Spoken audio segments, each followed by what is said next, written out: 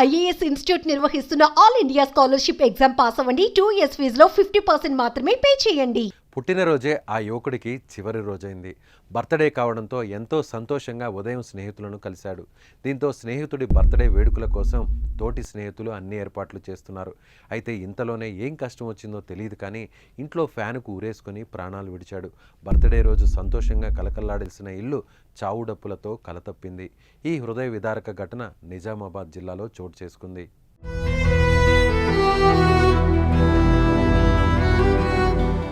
నిజామాబాద్ జిల్లా గూపన్పల్లికి చెందిన పవన్ ఓ ప్రైవేట్ హోటల్లో కౌంటర్ బాయ్గా పనిచేస్తున్నారు. అతనికి ఓ చెల్లి కూడా ఉంది.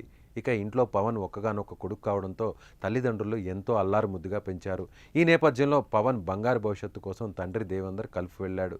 దీంతో చెల్లి తల్లితో కలిసి పవన్ ఉంటున్నాడు. అయితే నిన్న పవన్ పుట్టినరోజు కావడంతో పొద్దుగాలి లేచి తన స్నేహితులను కలిశాడు. వారితో ఎంతో సంతోషంగా మాట్లాడాడు. ఇక స్నేహితులు కూడా పవన్ బర్త్డే వేడుకలను నైట్ నిర్వహించేందుకు ప్లాన్ చేసుకుంటున్నారు. సీన్ కట్ చేస్తే ఉదయం సంతోషంగా ఉన్న పవన్ సాయంత్రం కల్లా విగతజీవిగా మారిపోయాడు.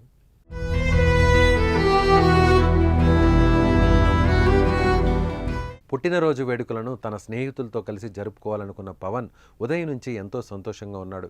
ఇంట్లో వారితో కలిసి సరదాగా గడిపాడు. అయితే ఇంతలోనే సాయంత్రం కావడంతో పని నిమిత్తం కుటుంబ సభ్యులు బయటకు వెళ్లారు. ఈ నేపథ్యంలో పవన్ ఇంట్లో ఒక్కడే ఉన్నాడు. అంతలోనే ఏం కష్టం వచ్చిందో తెలియదు కానీ ఇంట్లో ఫ్యాన్కు ఊరేసుకొని ప్రాణాలు తీసుకున్నాడు.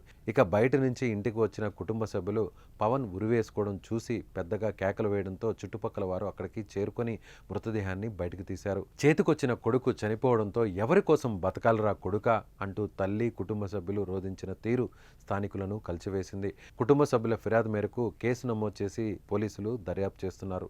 ఆత్మహత్యకు గల కారణాలు ఇంకా తెలియాల్సి ఉంది.